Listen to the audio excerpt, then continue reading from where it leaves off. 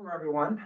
Um, I'm going to introduce Dr. Hoyt, and we've done this presentation once, and the recording did not work, so we're going to do it again. But we're glad we did because we have a good turnout, and you're really going to love this program.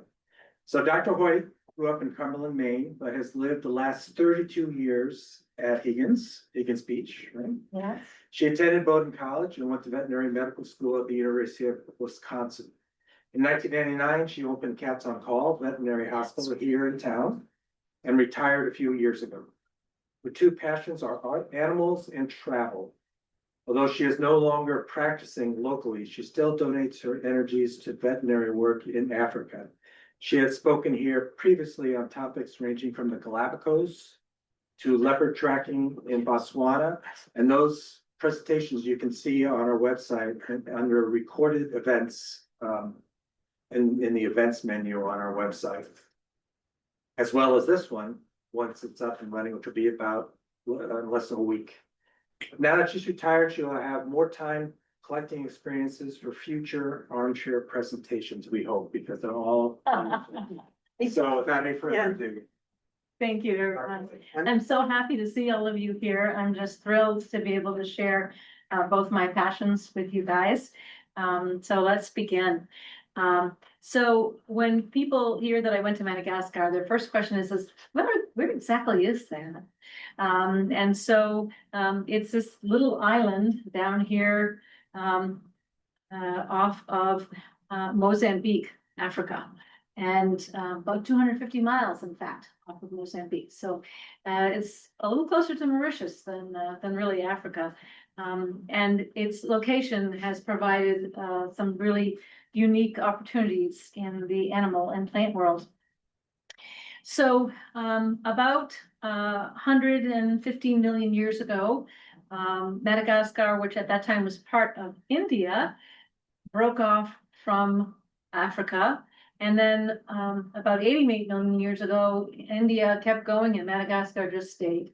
And so this has resulted in a very long time, this beautiful island having its own unique situation in the world.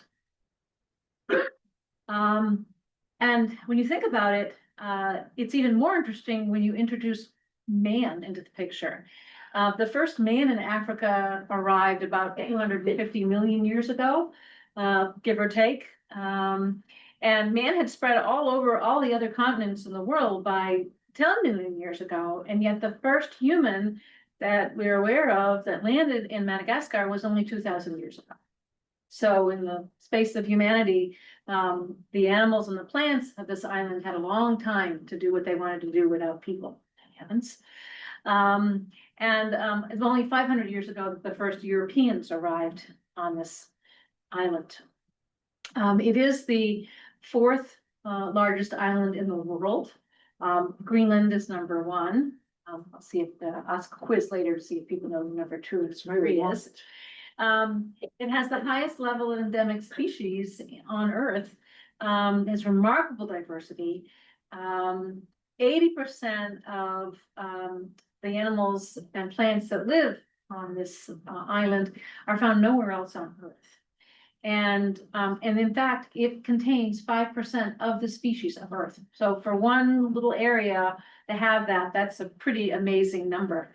So for someone like me who wants to travel and see animals, it's a wonderful opportunity. What I was amazed at, I didn't realize that only about 400 years ago, there were dinosaurs living on the island. In fact, this egg from the giant elephant bird was just sitting in the lobby of my hotel. I could go up and touch it and feel it, and I was like, wow, it's pretty cool. And in fact, many places around the island that we went to had one of these curio eggs on display. So I found that to be fascinating. And then you can see this from the picture there. That's the size of a human. If you look at the lower left rump of that bird, just to give you some idea of how big this bird was. And I know all of you are going to be really disappointed, but I'm going to start small. And I'm going to work my way up to the featured attraction, i.e. the lemurs. And yet some of these small things have an incredibly important role in the entire ecosystem in which the lemurs live. These animals are the janitorial services of the island. They are so essential to processing any rotting plant or animal material. We found them everywhere, including in the deep caves that we explored. They have an incredible range of colors, and the size is impressive. 4 inches is pretty big for a cockroach. They're the only known insect that actually makes noise through their abdomen. There's little holes in their abdomen, little pores that out comes air, and they get this hissing sound.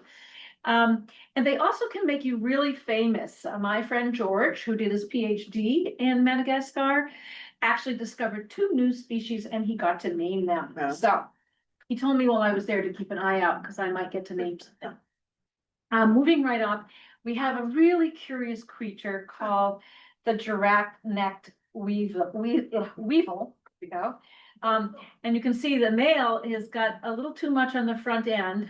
He uses this neck to fight, and he's just about to fall off there. The females, as pictured on the left and the right, have a little bit shorter neck, and they use their mouth parts to dig holes into which to lay their eggs. So the males use those long necks for fighting or winning over females' heart.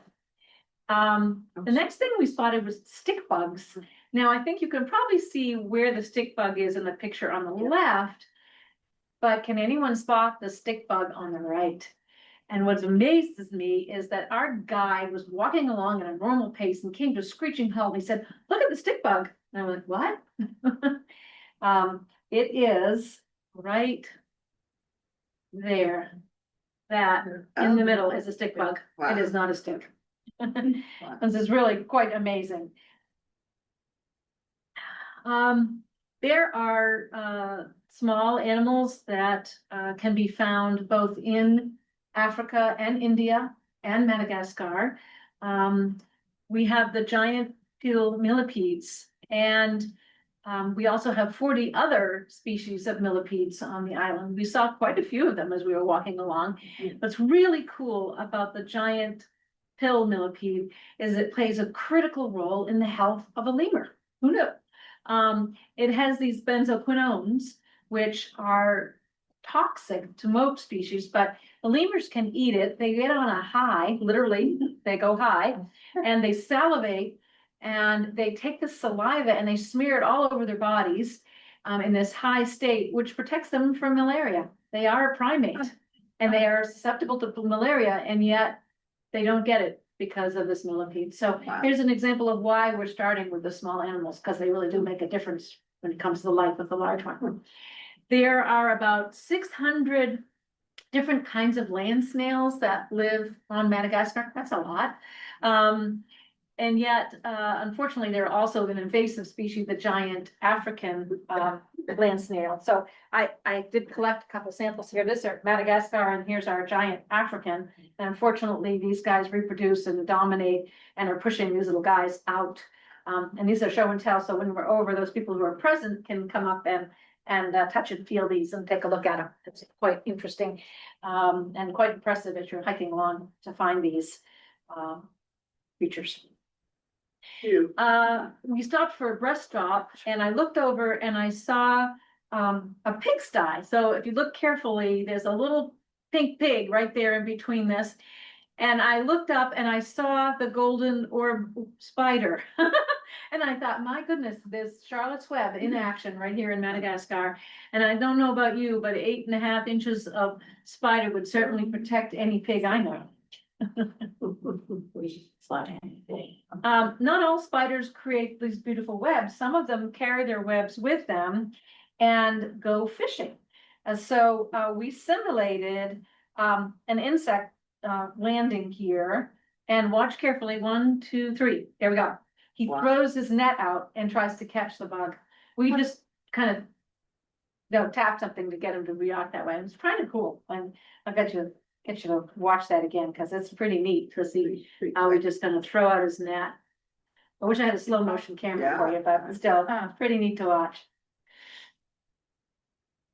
And handing up to the beautiful, we have this giant, beautiful comet moth. He was about this big. Wow. They only live for about 48 hours once they come out of their chrysalis, and So we're really lucky to get to see one. I took it and I put it on a curtain in the bus so I could have a background to see it because it comes out at night, and so it wasn't really easy to see. And it is the pollinator of the beautiful ghost orchid, which Darwin had found, but he didn't find this particular pollinator because also, like many of the other orchids, in fact, about 100 different species of orchid on the island are pollinated by these giant moths with these long proboscis. And because the stigma of the orchid was really long, Darwin prophesied that there were moths that must have pollinated these guys, but he never got to see one. It was actually 20 years after his death before these moths were actually discovered. So he got a moth named after the we also have beautiful African monarchs, which are found all over the world, and that's one on the left there. And then we get to one of my favorite insects, the hawk moth, and why it's my favorite, although it's pretty innocuous looking on the right there, not very colorful or large. It is the thing that pollinates the beloved baobab tree. And if you weren't there to see my presentation on the plants of Madagascar, I encourage you to go to the library website, go look it up, and I talk about baobabs at length. This particular moth in the caterpillar state is over here on the left, and that large, what looks like an eye, is actually his bottom, back end. So he hopes that if a bird comes down and swoops down to take him, they'll take the back end and not the front end, which is where his the other end is where his head part is. Another really amazing bug that has distinctive links to the lemurs is the bacon bug. And I find that Dr. Courtney Borgenson is one of my little heroes in life. She recognized that there is widespread malnutrition and food insecurity in this country. It's widespread. And if you go and listen to my talk about the people of Madagascar, you'll get to hear about that. And sadly, because of that, if you've got a nice little friendly lemur in the tree, it's a good source of meat. So in addition to desecrating the environment, taking down the trees that the lemurs live in, they also were eating the lemurs. So she came up with this brilliant idea of taking a delicacy, namely the bacon bug, and getting these villagers to farm them. So planted hundreds of lima bean plants, which the bacon bugs love to live on. And so everybody had their gardens of bacon bugs, and they were able to get really high quality protein that way and less likely to kill a lemur. Wow. So it's a really cool story. The person, I've got a picture of a National Geographic there. That's from May of 2024. If you go find that copy, the whole story of Dr. Courtney's work is in that particular issue. Fascinating story. And I did get to go, see these bugs. I didn't get to try one because I didn't want to, contribute to the food insecurity of these people, but I was very tempted. Do you cook? I'm told it tastes just like bacon. Really does. Do you cook a bacon bug? No, I understand that they just eat it raw. Ooh. I think you can cook it, but my understanding is they just pop it in. Yeah. So some other things that I found along the way is the scorpion way over on the right. That's a baby scorpion. And if you know anything about scorpions, anywhere else in the world, a baby scorpion is quite deadly, even to a pretty large creature, and can really pack a punch. Fascinatingly, in Madagascar, they have no venom at all. Zero. In fact, none of the snakes have any venom. In fact, there's nothing that can kill you except maybe the malaria bug. Listen to me, the malaria that's carried by the insects. And we've got dragonflies found all over the world, including in Madagascar. And then we've got this chrysalis, and my guide had no idea what moth or butterfly came out of this chrysalis. It was about this big. Maybe I found a new species. I don't know. That's as close as I got. Pretty cool though, and pretty exciting to walk along and spot that. Moving right up out of invertebrates, we're going into the vertebrates. This is a keeled-plated lizard. I just think his colors are beautiful. So it was really dramatic coloration. The reptiles are fascinating. This little guy on the left, this reed frog, is about this big, little teeny guy. And the tomato frog, I can't imagine how he got that name, is about this big. Oh, wow. And in fact, we found a small, I don't know what you call a colony or a gang of tomato frogs hanging out in a bright green field. It was pretty cool. Are they edible? I don't believe so, no. Most frogs and toads are pretty nasty tasting, yeah.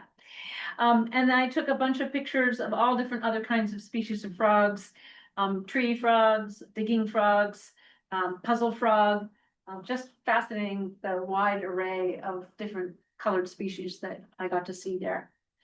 And then there's frogs that kind of have two approaches. The one on the left is a litter frog. And everything that you can see that's brown here is part of the frog. That is not a leaf, that is part of him. We actually washed him to get whatever off of him, and that's part of his body. And each of these litter frogs has their own creation that they make to protect themselves. Now, some frogs really want to be seen. Right here, we've got a frog who's singing out, and when we get to the recordings of the lemurs, you're going to hear the frogs in the background. They are very loud. And some people wore earplugs to bed because they were so loud all the time. And then we get to snakes. We've got the garter snake on the left. We've got a ground snake, and that bright red color, if you know anything about snakes, anywhere else in the world means danger, danger, danger, poisonous, poisonous, poisonous. But our guide picked that one right up. Said, hey, look at this. This is pretty cool. And on the far right is a hognose snake, and this one is commonly found in the homes of the Malagasy villagers. It is what they use to control the rodent population in their homes. Yeah. They don't use cats. In fact, I think I saw 2 cats the whole month I was in Madagascar. They use the snakes. And they don't have to clean a cat box. What can I say? Moving right up to the collared iguana. Again, beautiful camouflage being demonstrated here. Amazing creature. And then we were very excited to get to see a wild tortoise here. The one on the left is a spider tortoise. And I was aware of both of these species because we see them in this country. Unfortunately, they get black market smuggled in. That spider tortoise was worth between $200 to $1,000, depending how big it is. But the radiated tortoises are worth a lot more, $1,500 to $3,000. These 2 species were actually in a reserved area. They had been confiscated at the airport. They were the lucky ones, but beautiful nonetheless. Little guy. I could probably spend a whole hour talking about the birds at Madagascar. 60% of the 300 species that are there are endemic. You find them nowhere else in the world. I've put a couple smatterings of some of my favorites here. On the bottom right, we've got the paradise flycatcher. On the upper left, we've got the helmeted banga. Look at that brilliant blue nose. Isn't that amazing? And above him, we've got the sunbird. They don't have hummingbirds in Madagascar, but they do have these beautiful sunbirds that kind of fit that ecosystem niche. And then the famous crested drongo. And if you come to the website and look up my talk on the Malagasy people, you'll get to hear the whole story of the crested drongo, which is forbidden to injure in any way, shape, or form. Then we've got the wonderful Scopes owl, and this is a fun little recording that we made. Yeah. Gonna sing for us here. I'll just buddy.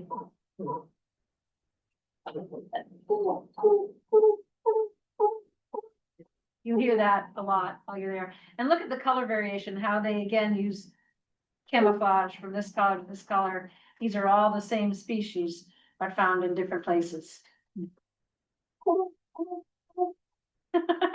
Sorry. Some species are found on both Africa and Madagascar. They are unique species though, little variations. So the ones on the left are the pictures I took in Africa. And the ones on the right are the pictures I took in Madagascar. And if you can look carefully, you can see the Hopi at the top here. Just a slight variations in how they present, but they have similar niche and a similar behavior. And then we have the Malachite kingfisher, again, Africa and Madagascar. If you see, this was taken at night. We found this little guy actually curled up sleeping on a little tree. And we unfortunately woke him up by taking his picture, but he went back to sleep. We can't check back later. He was fine. He recovered from us. This was an amazing bird. This bird is about this big. Wow. And I'm going to let our guide talk to you about what the guys eat. I'll put this up high enough so you can hear it.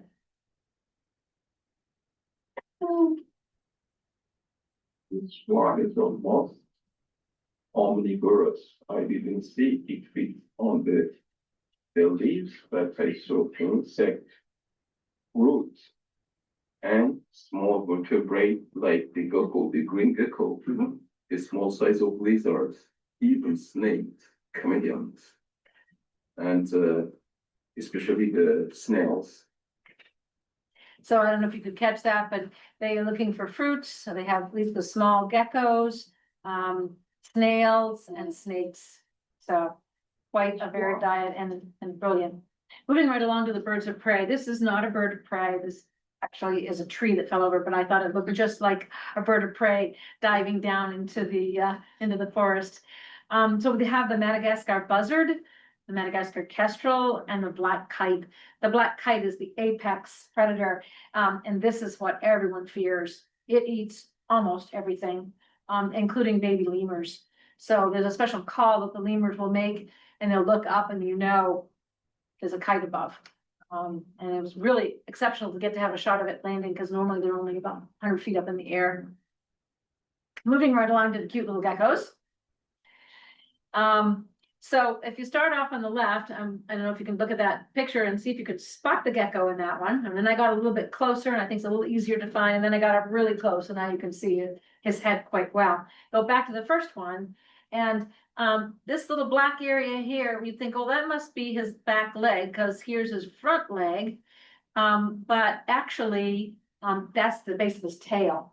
So the hope is that a kite would swoop down, grab his tail, he will release his tail, just give it up to the to the kite, and the kite will go off with a tasty treat, but the gecko will survive. And we saw quite a few of them that didn't have tails. More geckos that are showing off their ability to have amazing camouflage. You always think of chameleons as being the species that are great at this, but I found the geckos to be equally gifted in the ability to hide and mimic. It's a green leaf gecko, looked like just one of the leaves there. We've got a velvet gecko between two baobab trees. Here's a mossy leaf gecko, and what's fascinating about this one is he actually has a mini brain in his tail, and when a kite swoops down, he will drop his tail. He doesn't have to be grabbed. He will literally give it up. It will fall to the forest floor and it will wiggle and writhe and move like a gecko through the forest. And the kite will go after that. He'll hold perfectly still. He'll survive and the kite will get the tail. So. Chris, do they regenerate too? They regenerate. Yes, they do. But we did see quite a lot that didn't have their tails. The ocelot gecko, beautiful coloration. And I found the Satonic leaf gecko to be fascinating. And look at the red colors that he got there. And then went right over to being a dead brown leaf. And it's thought that his eyebrows look rather Satonic. So that's how he got his name. And now we're getting to the chameleons. Walked right by this one at first, and then you can spot him. He's in the back there. You can see his eye on the left-hand side. They're very good at hiding. And what's fascinating about this, and I'll let the guide explain it, is that they can have different colors on different sides of their bodies at the same time. Different colors only have sides, body, bigger eyes. So you know, the first, this side is a dull colors, and then if you look to the side here, it's a bright colors because there's no lights. Let me show you, okay? Yep. You ready? Ready. Here we go. You see, it's still green. You see, very bright green here. And this side, you see, It's a year. Me cool. You know? I didn't know that they could do that, you know, one half of the body being one way, half the body being the other. We also found a minute leaf chameleon, one of the smallest ones in the world. It's about that big. And their approach to survival is they tuck, drop, and roll when some creature comes by to eat them. They look like just a little pebble in the ground. I can't imagine how they got the name of a big nosed chameleon, but I think that's pretty obvious. We have a brown leaf chameleon, tending to be a brown leaf, a cryptic chameleon, a short-horned chameleon, and this is a baby short-horned chameleon. And I know that because we got to see a larger one. He's just moving very slowly there. Here's a big guy. He was about this big. That's a full-grown one. And again, look at the camouflage that you see, whoops, on that side there. We've got the panther chameleon, so named because of the way he moves. And I've got a little video here. What's fascinating about these guys, all of the chameleons, they have this jerky front-back movement. And it's meant to mimic a leaf in the breeze. So you can see, you know, you call it hesitation, but he's actually mimicking the wind blowing. So there he goes. He's on a run. I swear the sloths that I saw in South America moved faster than these guys. Oh, he's gonna make a leap. Gonna make a giant leap. Gecko kind.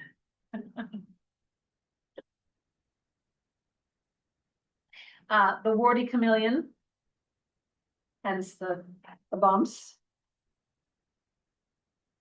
And then we have the giant Malagasy chameleon, which, I mean, his head was like this big. It was amazing.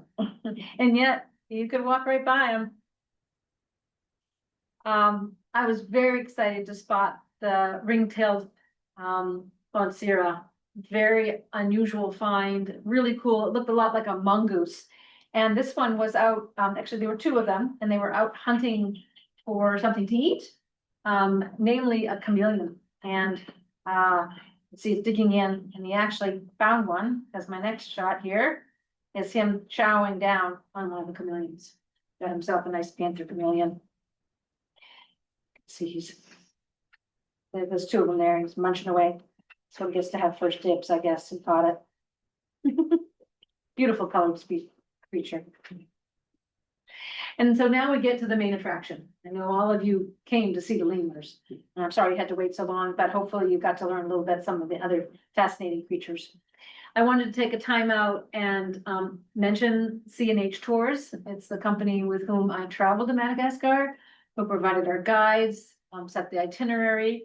And if you can see from the map here, I literally went all over. Yeah. I saw so many different ecosystems, so many different species of lemur. You know, naively, I thought, oh, I'm going to get to see all the different species of lemur. Not true. There are well over 100. I probably saw less than a quarter of them.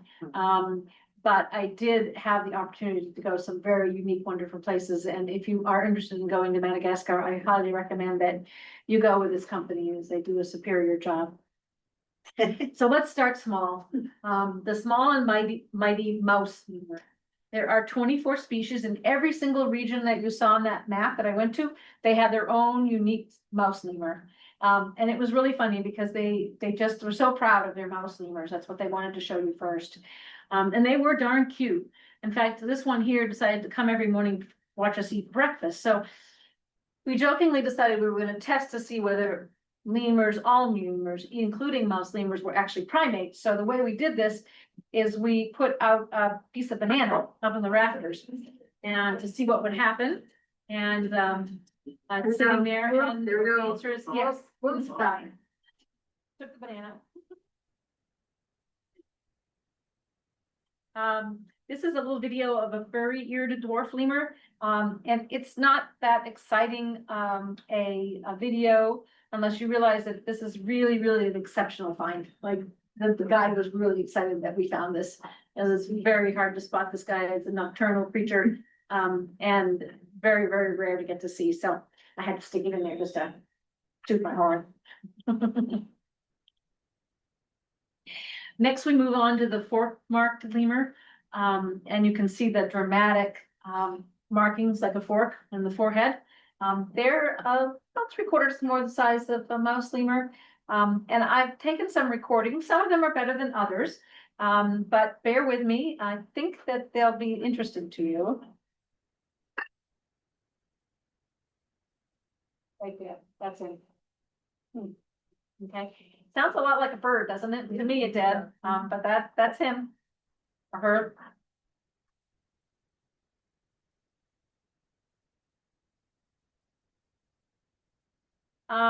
Next we have the sportive lemurs. There are 26 species of them. And they sound like fascinating, huh? Very different. Yeah, really interesting sounds these creatures make. They're called sportive because they can make amazing leaps. Most of the time, we just saw them hiding.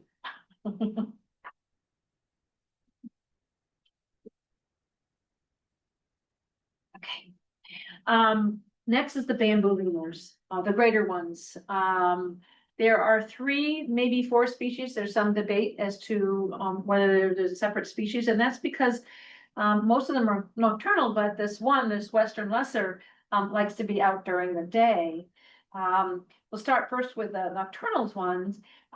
Many people think that lemurs look a lot like, or act like cats. And this video certainly supports that theory. This mama lemur decided that she did not like our presence, and that we were much too invasive. So she took her baby right by the scruff like mama cat would, and away she goes, being sportive. And yet this diurnal northern bamboo lemur had no problem with us whatsoever. It spotted a piece of bamboo right in front of us that it thought would be very tasty, so it came right down to the tree. And was just looking around actually for snakes on the ground. It doesn't care about us, it's worried about the snakes. And it sat right there and had a good munch. And I picked up this piece of bamboo afterwards, and it's just this really hard thing that did not look very tempting and tasty to me, but he was very pleased. Next, we get to the ring-tailed lemur. The ring-tailed lemur is the one that most of you have seen if you've been to a zoo. It's the most common kind of lemur found in the zoo. And I think that's probably because it's the most unaffected by humans, in terms of not caring a hoot if we're there or not. This little guy was across the way and I tried to take a picture and he just kept coming closer and closer and closer. And then he got a hold of my pole and looked up and said, "What is that?" Too close to take a picture, so somebody else got this shot of me trying to take a picture of a ring-tailed lemur who was more curious about me. Now they make 2 very distinct sounds.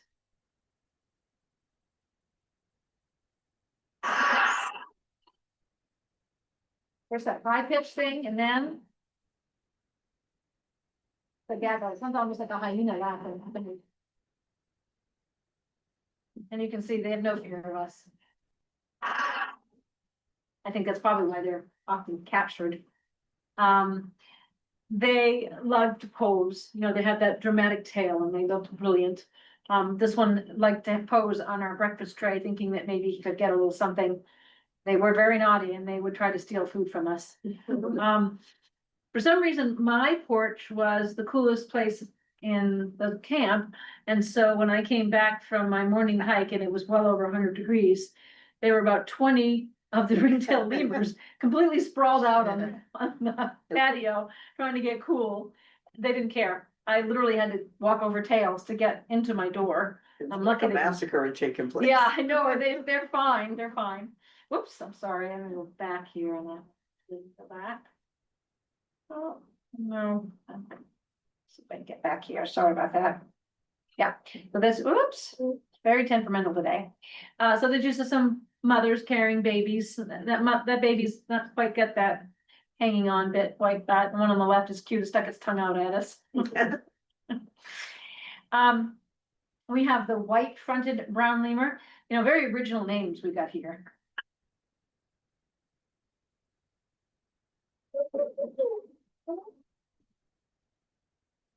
There's all the other cacophony going on too. It's hard to catch those recordings, but I tell you. And then we have the plain old brown lemur.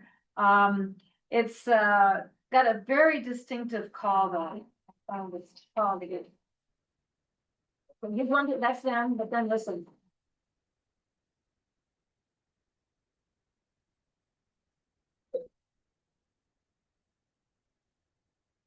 Okay. That's, watch out. And the guides knew what the different calls meant, like, one of the times they called out and it said that there was a fossa trying to catch a baby. They knew that call, so we were trying to find the fossa, we didn't find it, but, it was pretty cool that he knew what that sound meant. I do think they have the cutest babies though, I know they're just brown, but they're just absolutely adorable. I think I have about 500 pictures of them. Then we've got the red-fronted brown lemur. Again, very vigilant. See that frog? Almost under gentle. Yeah.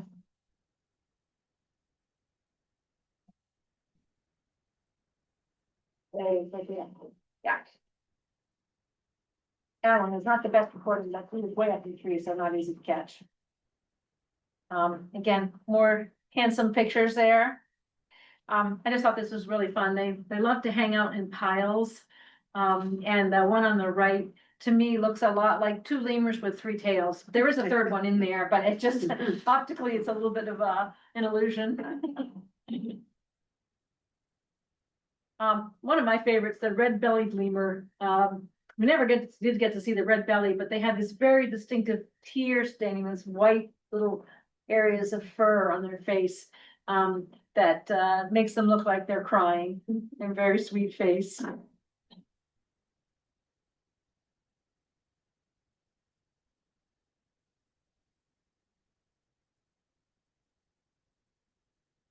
If you can hear that, a little chirp, chirp, chirp.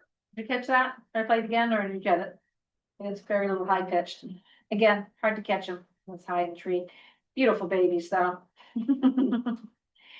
And then we have the black and white ruffed lemur. This one is near and dear to my heart, and we'll explain later when we get to it. But the very first lemur I ever met was a black and white ruffed lemur.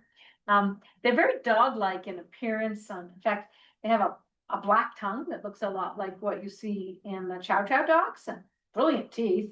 And they have almost like a dog-like way of lying about.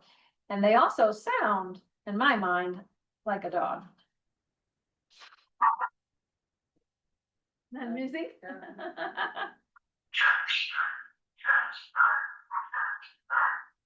Pretty cool, huh? And now we get to my favorite sound.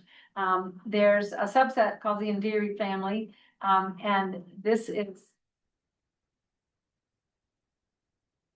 Anybody who's been in the water and heard whales? Very whale-like in sound. Very eerie when you're walking through the forest and you hear this noise. Just a brief spot of the eastern woolly lemur, another one of those that was really, really hard to find, and I was really excited to get this shot. Very cool creature. And then we come to the dancing lemurs. The sifakas literally dance. And they also have quite the vocalization. It's like crows or something like that, or ravens in the tree. That's a sifaka.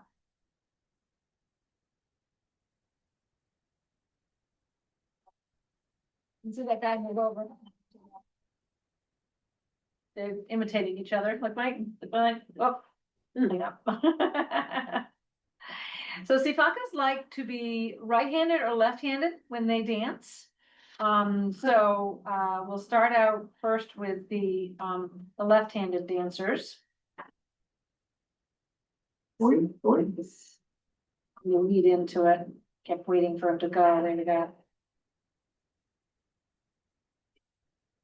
Come on, little guy. You can do it.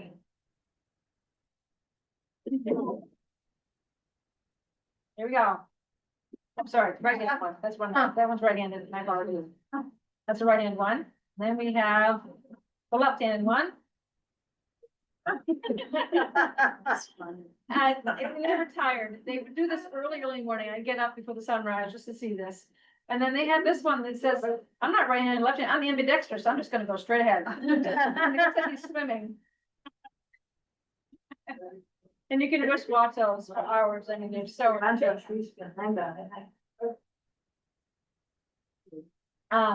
This one, they didn't care we were there, they went right through the middle of our little sitting spot.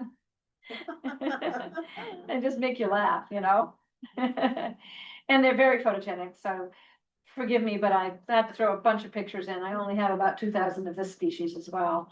Hanging out together, really quite curious. This one I like to say is pretending to be a chameleon. They love to hang out and groom each other and play, so a lot of interactions with them. But then when it gets really hot, because where they live up to 100 degrees, they just get down to the base of the tree and they just kind of wrap themselves around the tree and try to stay cool that way when they don't have a porch to lay on.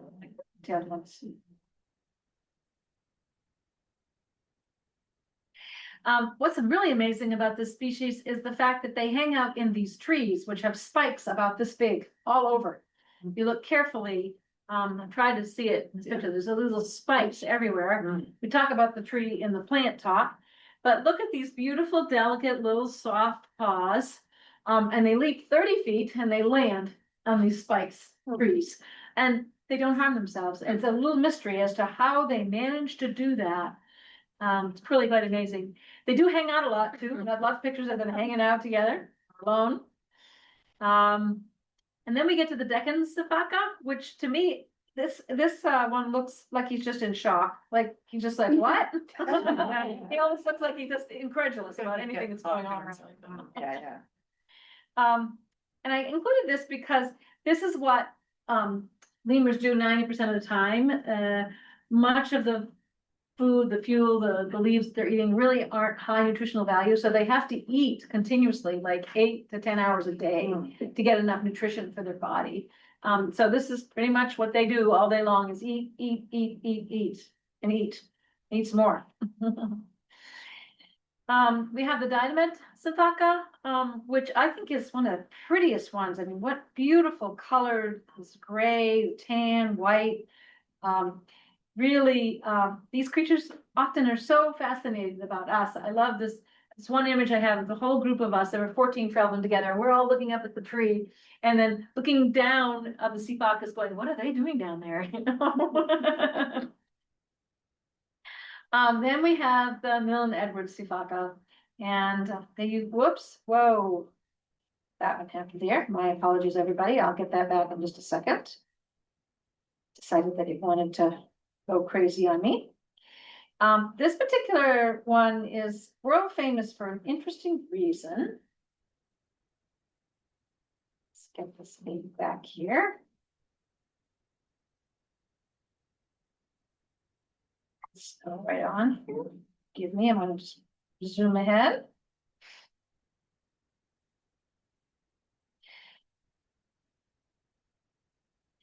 So this particular one has a pretty cool sound. More importantly than that.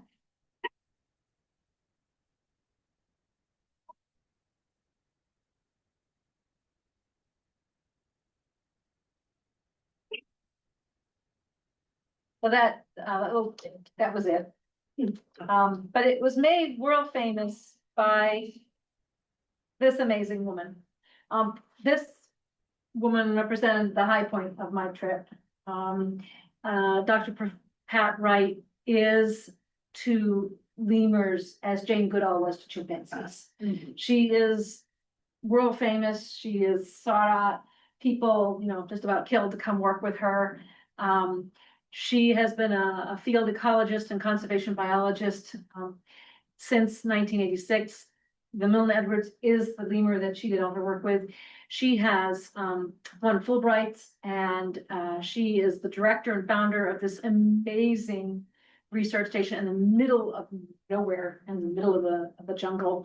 And to think that, when she was in her twenties, she was a single mother in New York City who decided to go back to school so that she could get a better job.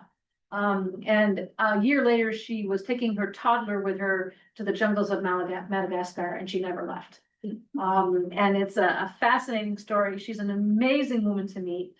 And she's still out there doing stuff. In fact, the day before, she met with us, she was out, scoping what she thought from the helicopter. She had spotted a new patch of forest. And sure enough, not only did she find a new patch of forest, she found a new species of lemur.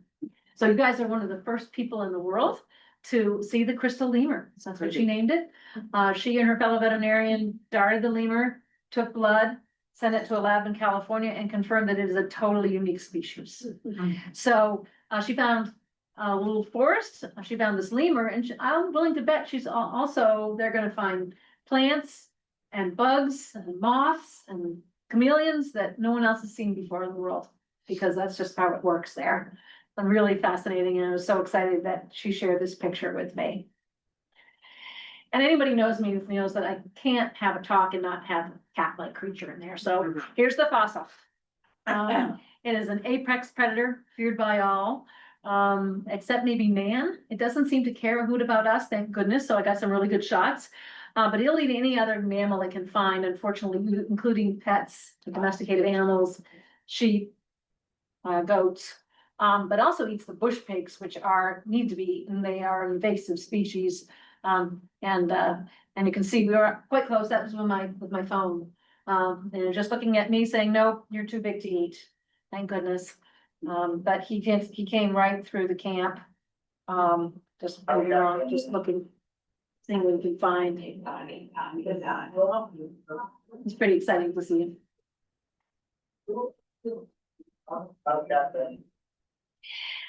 This last shot, I didn't get to take this one, so I don't take any credit for it. One of my friends took it, but I just thought it was a great ending shot of a chameleon actually at sunrise. And so remember I told you that the black and white lemurs got a place in my heart? Well, that's because that's me on the left about 40 years ago. With the first lemur I ever met, he had a parasite problem. And by the way, I asked the veterinarian, who works with Dr. Wright, what's the major problem? And he said parasites. So even when they're in domesticated state, they have a problem, but he's checking out my neck. I don't know if you can see, that's where his nose is stuck up in here, just checking to see what my smell is all about. But that's it. I have up here one of my favorite guidebooks, the snail shells you can look at. I have a giant map showing the track that we took. And I'm happy to open questions up to the audience here.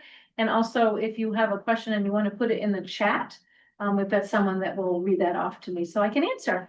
So yes. So they can unmute if they like. Yeah, or you can unmute if you just want to be heard. So you can either type or you can talk. Yes, ma'am. Yes, the cat-like fossa, how, there was nothing for scale. So Sure. I don't know how. About this big for its body, and then its tail was about that long. Oh, again. wow. So it was a good size. Bigger than I thought, yeah. Yeah, well, they eat full-size lemurs, so. Yeah, yeah. about Yes, up to your knee, you think?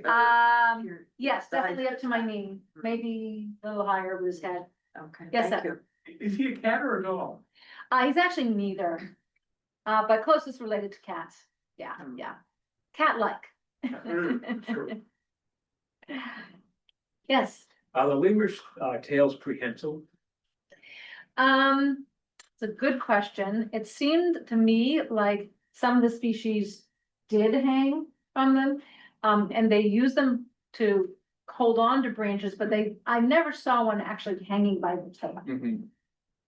So that's a very good question. I'll have to ask Siri to see if she can answer that question. There's probably one of the species does, but they do use them to get around, but they never really hang from the tail that I saw. I don't know if my buddies from Madagascar are on at all, but maybe one of them could. Nate, sir. Hey, Nate, do you know the answer to that question? Are any of them completely prehensile? I know it's not a plant, but. Nate's my resource for plants. Anybody online have any questions at all? Yes, I'm interested in what time of year you went to Madagascar. Sure. What Yes. year's best to Very go? good question. So we went, at the beginning of October the end of October into the beginning of November. So the rainy season starts usually in December. You want to go well before that. It gets brutally hot and brutally wet. And it's very hard to spot many of the creatures. The lemurs go up high and they're also hiding themselves. So it was a great time to go. It was, ideally chosen by C&H Tours as the best time to be there. Although it was brutally hot in many places, it still wasn't as hot as it was going to become. And the only sad thing about going when it's not the rainy season is that the orchids are not blooming. So I only saw a couple of orchids, but if you look at my plant talk, you'll see a few of them, and I got to see they were blooming early. But they tried to kind of balance that out, again, kind of going into the November time so that we might see a few orchids. And obviously, some of the moths were coming out to pollinate. Yes, sir. Early on, there was when you're talking about moths, Yes, there was one that had monarch as part of its name. yes, an African I think monarch. of monarch, and I think of the cycle that the monarch butterflies go through. Yeah, So then, my question is how does migration, how much migration is there? I associated am with- not a butterfly expert and I cannot answer that. I do believe that there is migration that happens in the African continent. But within the island of Madagascar, I don't honestly know that question. Yep, sorry. Well, that's the answer. So- Yeah, I think they don't go across the water, if that's what you're getting at. They stay within the country. But it is the same species that's found on the African continent. It's not a unique species like some of the others. Yeah, yeah. Still very beautiful to look at though. Yeah. Any other questions online? Yeah, I know Australia's had a terrible problem with cats, and I'm wondering whether Madagascar is facing that or if they've done anything to prohibit. No, they are not facing that.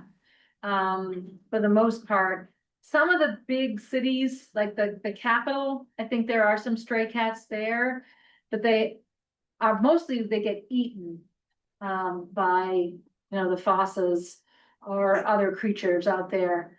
I did not hear that there was any problem. I did not see any trapping made of cats, except in the big city, in the capital. And then they, like any big city in the world, there may be cats, but they do not seem to be a problem with the birds out there at this point. There's enough other things to eat them. And they're not taken as guests into the people's homes. Either they have their snakes. So that's good. For the bird population anyway. Good question. Yes, ma'am. You said that Madagascar was the fourth largest island. Yeah. Could you equate it to one of our states or to some other country so I could sort of picture how large it Sure. is? Because if you say to me, 70 miles, I know that, I know how far Yeah, that is. I could look at the scale map of it, because I've got the map here to tell you exactly. But I'm willing to bet, probably would be all the way from the top of Maine down to someplace like the end of Virginia. Oh, maybe. wow, okay. Maybe even further than that. It's huge. Well, Yeah, then- it's very, very big. Kudos to you because you covered most of it. We covered a lot of area. Even more impressive Yeah, now. there were some 15-hour days in a bus, and in some of the places we flew, so, we had to fly, because we couldn't get from A to B Yeah. at all, but it is a huge, Wow. huge country. Yeah, Mhm. it's really geographically very large, and if you come for the talk, or you look up for the talk, I should say, about the people of Madagascar, I show the roads. yeah. Why we had to fly to some places, Oh, because yeah. we had potholes that I could disappear in. Do you feel that you're doing a good job in protecting the habitat for these animals? Not at all. I talk about that much more in the people of Madagascar talk. Try to divide this up, but it's it's a horrible situation going on there. The people are starving, they're devastating, destroying the habitat all over the place. I could really write gloom and doom. And I do so in that talk, so if you wanna go hear the gloomy part, go listen about that one, but it's really bad, you know? The bacon bugs are not gonna save the lemurs. Only actually people like us who go there and support tourism and bring in the tourism dollars are going to counteract the other ways and means that they make their money. Yeah, so I encourage everybody to go. Save a lemur. Yeah. Okay, perfect. All right, Well, thank you That was everyone for wonderful. being here. Nice to see you all online. I appreciate your having an audience and the great questions, and now I have some homework to do to go find out the answer to this. That was wonderful. Thank you. You're very, very welcome. My pleasure. Thank you. Thank you, Lonnie. I love it. Let's- Oh, and by the way, the third largest island is Borneo, and that's the next place I'm going. Oh, wow. So I leave in April. So that'll be the next armchair talk. How long? Have you been there before? The Borneo, no. No. Greenland, Greenland. Greenland's number one. and- Greenland's one It's two. is Papua New Guinea, Oh. and then Borneo, and then Madagascar. Yeah, good question. Wonderful. Thank you so much. You're welcome. Thank you, Catherine. What's the biggest island of all? Australia. Yes, that was me. That's where I used to bring all our cats all the time. I used to, yeah. Yes, yeah, many years.